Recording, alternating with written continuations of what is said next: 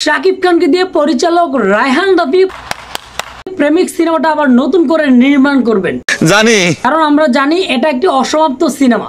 এই সিনেমাতে নায়িকা থাকতে পারেন মেহজাবিন, সাবিলা নূর। কোন মেয়ের কথা কইতেছো? নাটকের মেহজাবিন এবং নাটকের সাবিলা নূর। এই সিনেমাটার জন্য পরিচালক রায়হান রাফি কিন্তু বাংলাদেশের সাকিবিয়ানদের কাছ থেকে অগণিত গালি খেয়েছেন। সঠিক বলেছেন। গালি খাওয়ার পর বুঝতে পেরেছে পরিচালক রায়হান রাফি সাকিব খানের সাকিবিয়ান বাংলাদেশে হাজার হাজার লাখ লক্ষ কোটি কোটি সাকিবিয়ান।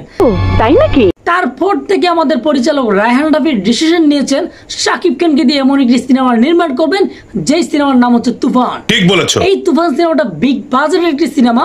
এই সিনেমাতে সাকিব খান অভিনয় করতেছে, বাট এই সিনেমার টিজার দেখার পর থেকে কিন্তু বাংলাদেশে এতটা আলোচনার শীর্ষে এসে যায় সাকিব খান এবং রায়হান রাফি।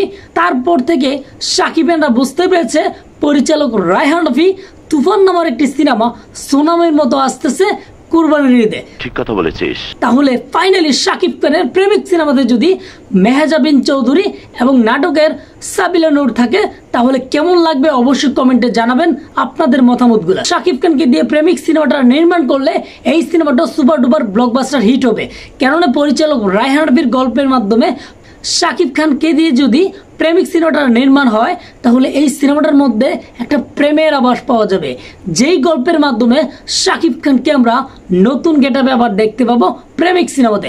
অবশ্যই আপনাদের মতামতগুলো জানানোর পর আমি বুঝতে পারবো সাকিব খানের প্রেমিক সিনেমাটা দেখার জন্য বা এই সিনেমাটা হলে আপনাদের মনে কতটা আনন্দ পাবে, এটা কিন্তু কমেন্টে অবশ্যই জানিয়ে দেবেন।